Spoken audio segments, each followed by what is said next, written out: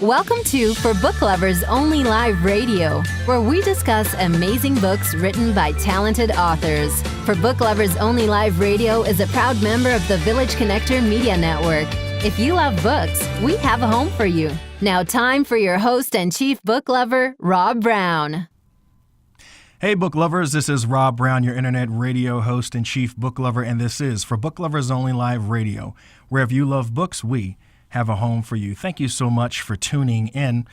We were gone for just a few weeks, getting some new authors lined up for you, but boy, do we have a treat for you. Today, I'm really excited to have author Traci Sanders as our call-out guest. She is multi-talented. Not only does she write books, but she teaches others how to write, how to publish, how to market their books. And she's going to be discussing the 3 books that she's written that you see before you. So we're really excited to be calling her today. But first, I wanted to take a moment to give a special thanks to Felice Pope, author of Stained Glass, Smile, You Can Be Healed, for stopping by the studio a few weeks ago. Please pick up a copy of Stained Glass from our website at www.forbookloversonly.com. That's www.forbookloversonly.com. If this is your first broadcast of our show that you're watching, we cordially invite you to join our Book Lovers Club. You can do so by visiting www.forbookloversonly.com. That's www.forbookloversonly.com, and just inserting your name and email address. It takes all of 5 seconds, and you're a member. You'll get exclusive information about books, authors, and special purchasing opportunities with discounts exclusively for book club members. So go ahead and join today. Also, feel welcome to email me directly at rob@forbookloversonly.com. I love hearing from the fans of the show. We've been getting a lot of emails lately from fans and telling me what you liked and what you want to see more of. So I always welcome emails from our fans. I want to start out today talking about a few book fairs that are coming up. First is the Cooperstown Antiquarian Book Fair. That's going to be Saturday, June 24th from 10 a.m. to 4 p.m. at the Clark Sports Center on Susquehanna Avenue in Cooperstown, New York. The tickets are $4 per person. Please visit www.cooperstownantiquarianbookfair.com for more information. That's cooperstownantiquarianbookfair.com for more information. The American Library Association, the ALA's annual conference and exhibition will be taking place from Thursday, June 22nd to Tuesday, June 27th in Chicago, Illinois. The ALA conference is the premier event for librarians all around the world. Please visit 2017.alaannual.org/ for more information. Looks like it's going to be a great event, and if you're in the Chicago area the weekend of June the 22nd, you might want to stop by. Looks like a great event. It's a lot of fun.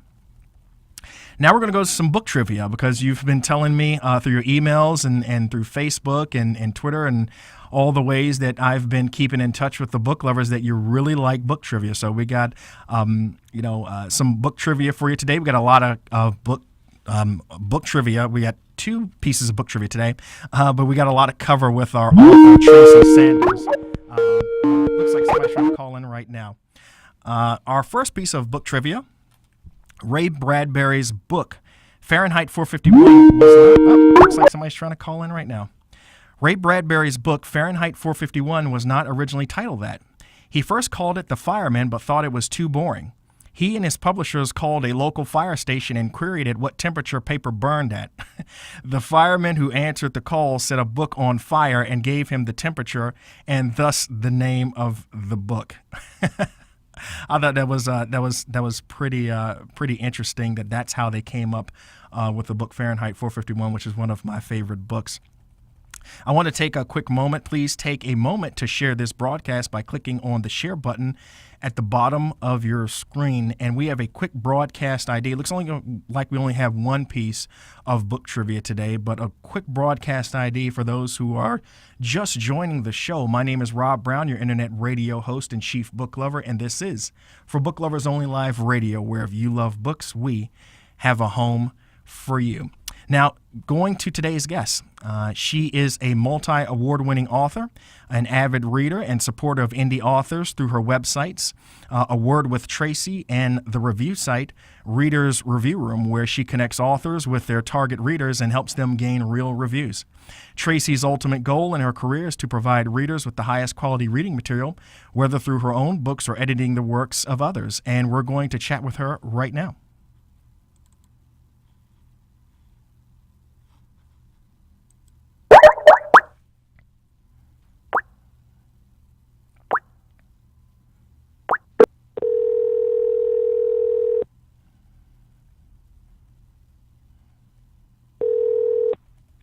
Hello.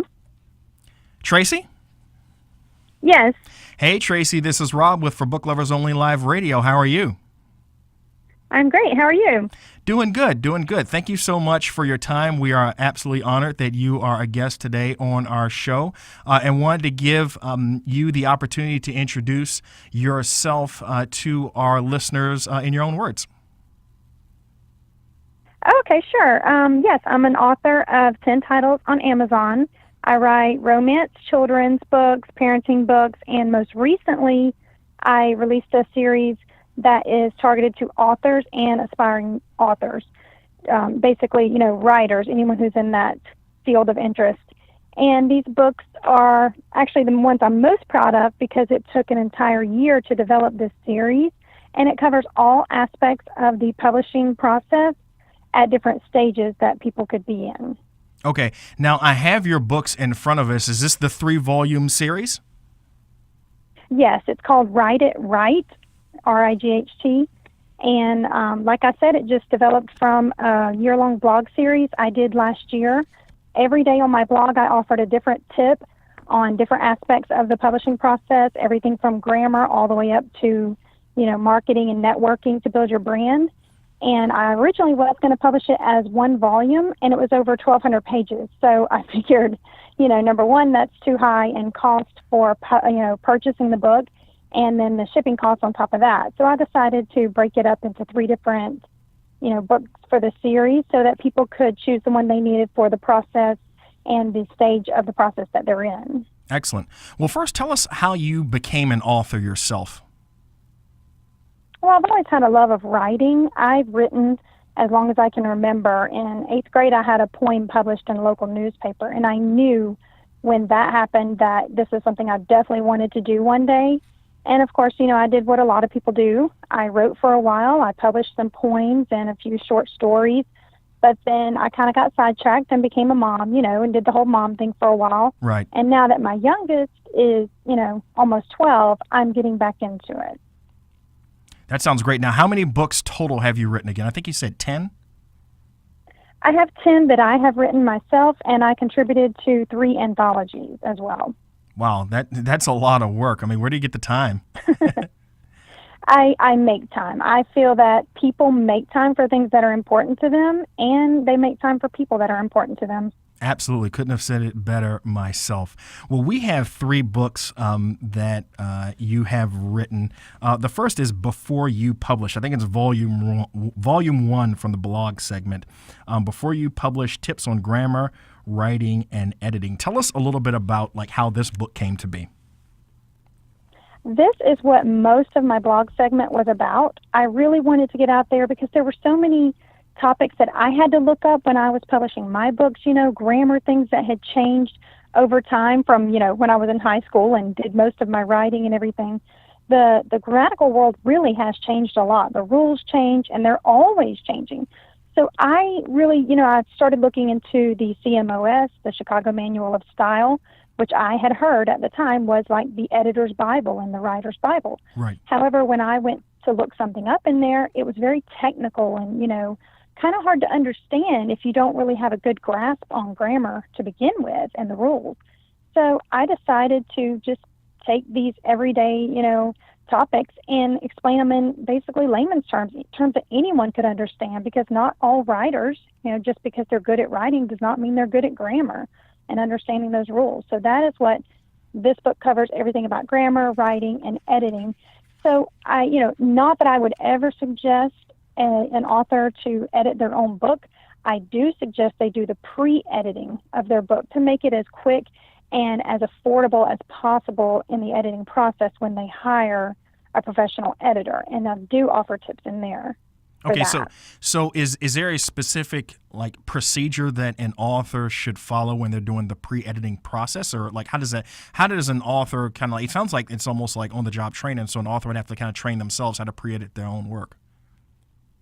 Yeah, they do need to learn that. There are a lot of things that authors need to learn, to be able to produce the best book possible. And it's like a partnership. You want a team for yourself. You want to collect a group of people who are on your side and who are willing to explain these things to you along the way. But you have to be proactive as well. You have to go out there and research these things.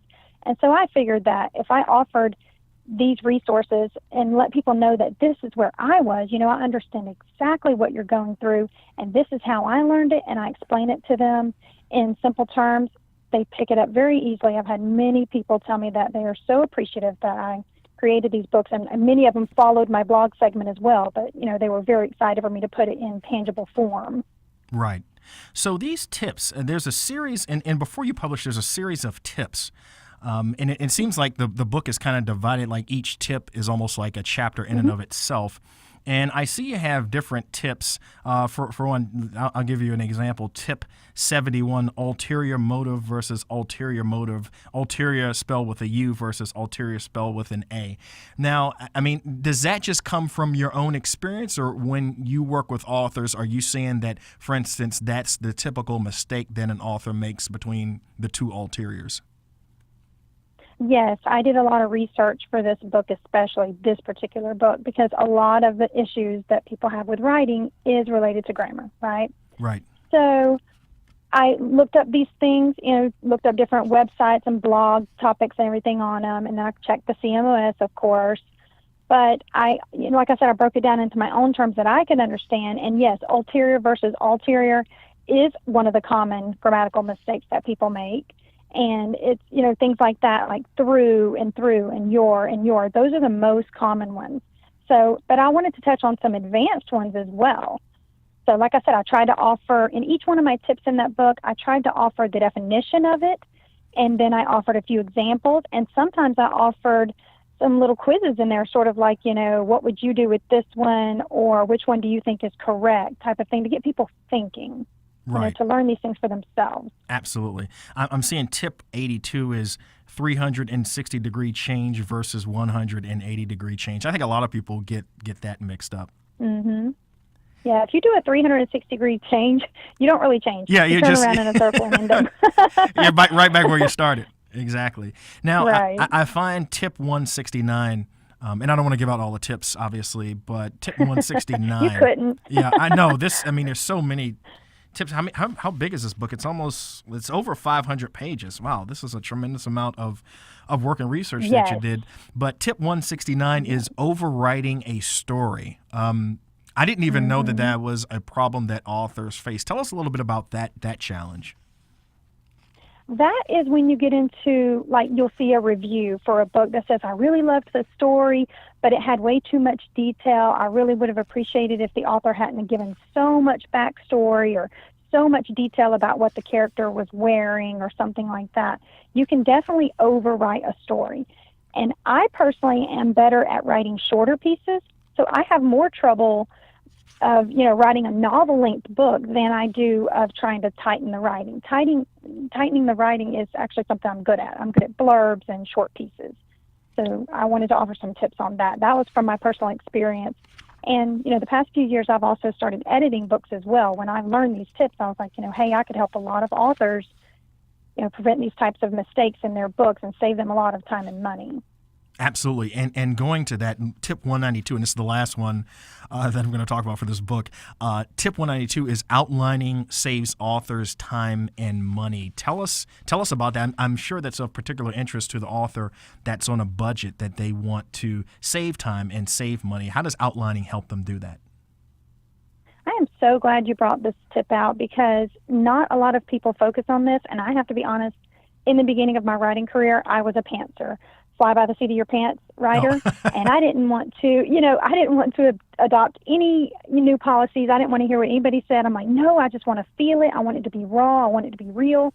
But when I met a certain person named Stephen Gies, he showed me the light with outlining. It is such a wonderful tool. I read his book, How to Dialogue, and he talks all about outlining in there. He does it like I do. He breaks it down into simple terms where people can understand it. And it actually helped me finish my second romance novella because I was stuck on it for about 6 months, and I couldn't figure out how to close this one gap and make this one part work. And after I read that book, I fixed it and I published it. So that is so important to outline. Even if it's just a simple outline, it can help you keep a timeline of your events. And, it keeps up with things like what kind of furniture and props are in the room and just things like that, what the characters are wearing, that type of stuff, which is so important. Readers pick up on these little, things that happen in the book like that. Absolutely, because there are people like me who kind of pick up on mistakes like very easily, and we spot that, and you want to put forth the best book, the best product possible. So outlining definitely has a lot of value. Now, going to your next book, I mean, we could spend 2 or 3 episodes just on your first book, but your second book, Beyond the Book: Tips on Publishing, Marketing, and Networking to Build Your Brand. Tell us how like this became volume 2 in the series. Well, basically, what I did was take the blog segment, and then it took me about 2 months to go back through those tips. Because, when you're doing it as a blog segment, you don't want to offer 10 tips of editing or grammar in a row. Right. You want to be able to spread it out and offer different types of tips for different various, aspects of the publishing process. So it took me time to go back through and categorize everything and find out which book would this tip fall under, So Beyond the Book is anything that relates to publishing and even formatting your book for Kindle and tips like that, how to turn it into a Mobi copy, because that's something else you have to learn is how to distribute your Mobi copies if you want to do an advanced reader copy, otherwise known as an ARC. Those types of things. You want your book to read as clearly as if it was a published Kindle book, whenever Absolutely. you send out those advanced copies and everything. So that's really important. And then networking and marketing, those are the huge things that people spend so much time on writing the book, and they pour their hearts and souls into that. And then they publish the book, and they put so much money into cover design and editing and things like that. And then they get to the marketing phase and they don't know what to do. So right. This book, it actually has several tips that are out of the box thinking for marketing. It's like, what can you do in your local hometown? What are things you can do when you're out and about to build your brand and your name? Absolutely. I love tip 256, theme parties for your books. Tell us a little bit about that. How does somebody throw a theme party for their book? Well, yeah, say you do a romance, you write romance novels. You could do a party where you invite women over, your women friends, and you can even invite women from the neighborhood. I mean, people you've never met. Women love parties, that, and they love wine. And so you could have chocolate and things like that, and you could watch a sappy movie or a funny rom-com or something like that. And then say, hey, by the way, have you guys seen my book? Did you know I'm writing romance books now or whatever? They're not going to turn it down. If they're in your home, they're having a good time, they like you. People connect with you as the author first, and what you stand for and what type of ideas that you present to them and what value you can give them, and then they connect to your book. That's amazing. I think that's counterintuitive to the way a lot of authors probably think. They probably think, fall in love with my book first and then get to know me. But you're saying get to know me first and then learn about my book. Right. I think so. That's the way I do it. And obviously, it's tremendously successful for you. Now, in tip 270, you talk about giveaways that work. I like how you say, so for every 1,000 followers that you receive on Twitter, you give away a free ebook. That's definitely outside the box thinking. Yeah. I've just, tried different things. I've always been a creative person. I'm not necessarily crafty or handy, so I can't build anything or create a new tech program or anything like that, but I can come up with ideas. So I'm an idea person. I'm a thinker. And so I thought, and even on Facebook, every 100 members, that join my Facebook page, I give away a book. It's just my way of giving back and building my brand, introducing. You have to give some things away. People, they do like free stuff, but you have to make sure you're giving it away to someone who's going to appreciate it and help you maybe spread the word. And building on that, tip 290 is 10 ways to pay it forward as an author, one of the ways, I think number 4, I really like this, offer to interview a fellow author on your blog. I'm always thrilled when fellow bloggers invite me to guest posts. Tell us a little bit about that, about you interviewing other authors. I've always interviewed other authors for the past 3 years, I would say, on my blog. As long as my blog was active and going, that's what I was doing. I would offer spotlights and things like that. But most recently, in the past 3 or 4 months, I've started doing video author interviews, and people seem to like that. I have found that videos are the way to go most recently in this day and age. People just like quick information they can get, and they like I said, they like to connect. People in general connect with faces. I learned that of doing childcare for 14 years, human behavior. It's just we connect with people, we connect with faces. And so when you can see them and hear their ideas, you get more out of it.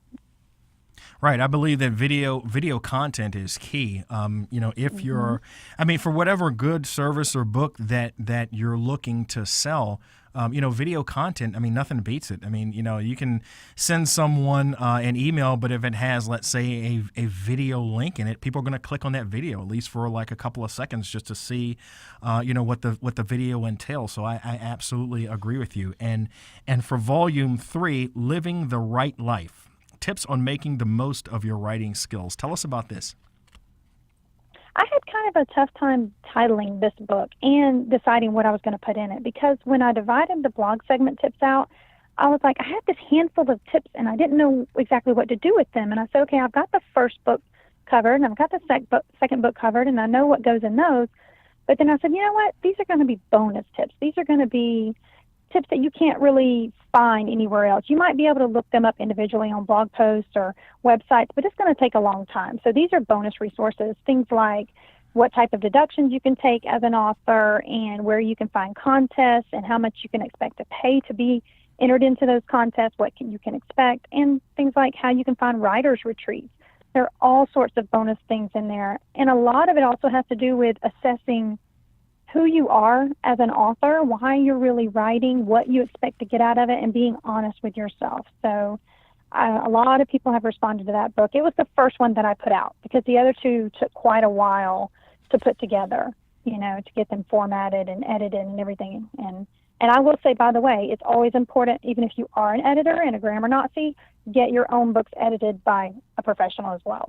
Right, because you can look at it and say, oh, this looks perfect, and somebody else can look at another professional editor can look at it and spot a lot of things that you can't. So absolutely, I agree. So yeah.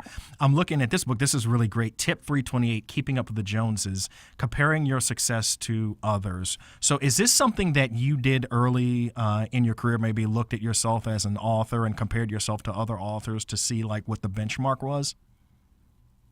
I did. Like you said, I used it as a benchmark. I didn't use it as a jealousy thing, or I wish I could be them. It was more like, hey, they're successful. What are they doing? I'm not going to sit here and waste my time reinventing the wheel. I want to know what they're doing. So I followed their patterns and I bought their books and I read their books to see how they wrote, and I, followed along that path. And that's what you should do. You should find someone who is where you want to be and follow their patterns, They've gotten it right, so they're doing it right. You might as well learn from them. Absolutely. Why reinvent the wheel when you don't need to? And I think I really like tip 342, overcoming procrastination. I think this plagues not only authors, but all of us at some point in our lives. Tell us a little bit about overcoming procrastination. I personally am not a procrastinator about most things in my life. But I did have to do a bit of research on this one, like I said, because it's not something personal to me. But I know a lot of people in my life who their procrastination affects me, So I can't get what I need to get done sometimes because I'm waiting on other people to do what they need to be doing. And it frustrates me. So I wanted to learn more about the behavioral aspects of it because I'm always a people watcher. I always want to learn more why people do the things they do. And so I learned, interestingly enough, that procrastination is sometimes not afraid of failing. It's sometimes afraid of succeeding and not knowing how to handle that success. So, and another thing that comes along with procrastination is, narcissism. People, and that's the bad side of it, people think, well, the party doesn't really start until I get there anyway, so they're going to wait on me. or what I'm doing right now is more important than what they need me to be doing, you know? I see. So is it more of a situation where, with regards to procrastination, I think it's a dual challenge. The author has to focus on not procrastinating themselves, but then the next step is, convincing others that are a part of their integral network not to procrastinate with regards to, let's say, book signing, or a second draft of an edit.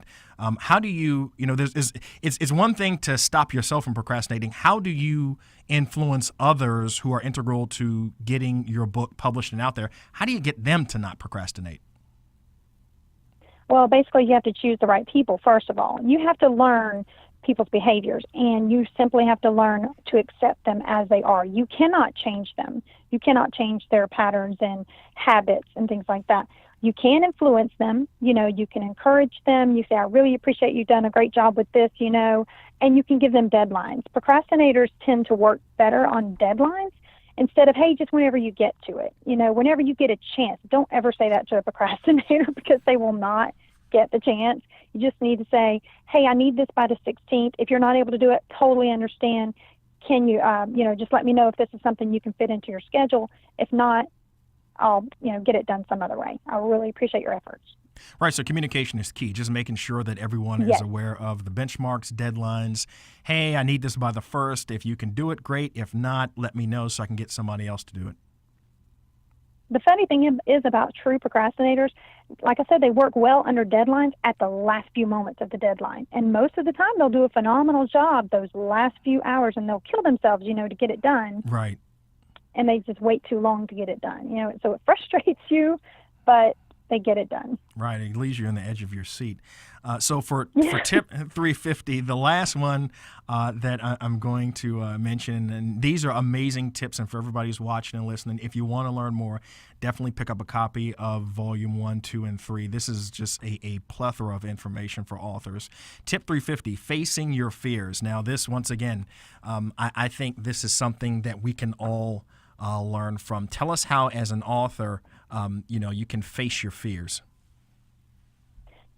Well, it depends on what your fear is. First, you have to identify what you really are afraid of. Like I said, are you really afraid of failing, or are you afraid of succeeding and not knowing how to handle that success? Meaning, do you really want your name out there?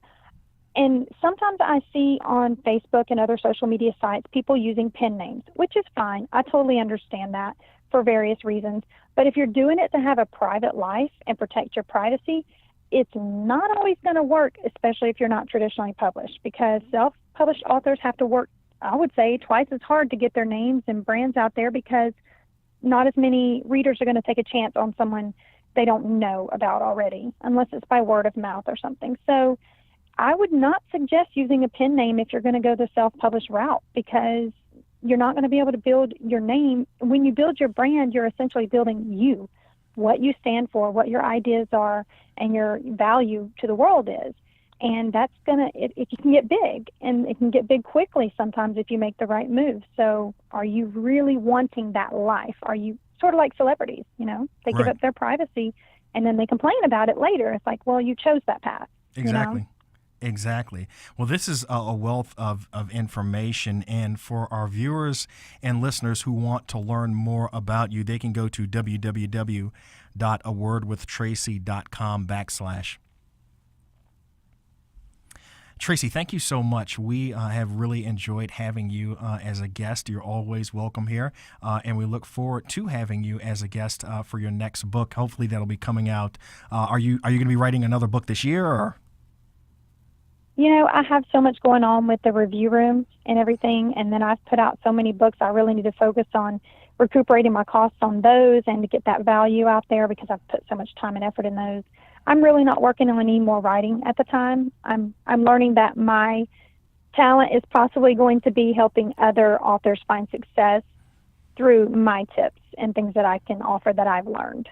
Excellent. Well, Traci, whatever you do, we know you're going to be outlandishly successful. Obviously, you have been very successful with the books that you've written, and now you're helping other authors, and we truly appreciate all your efforts. Thank you so much for being our guest today. Thank you, Rob. It was my pleasure. All right. Take care. You too. Bye-bye.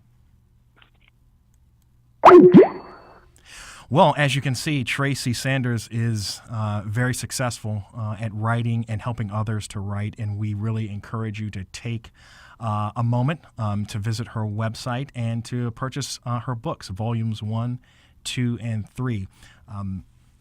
Volume 1, Before You Publish, Beyond, and then Beyond the Book, and then Living the Right Life. All great books with a lot of useful tips for the author and for the reader as well. We're out of time, but be sure to join us next week when we'll have author Lisa Zarconi as our guest, along with bestseller to business pro owner Ellen Violette. My name is Rob Brown, your internet radio host and chief book lover, and this is For Book Lovers Only Live Radio, where if you love books, we have a home for you. Take care, and we'll see you next week.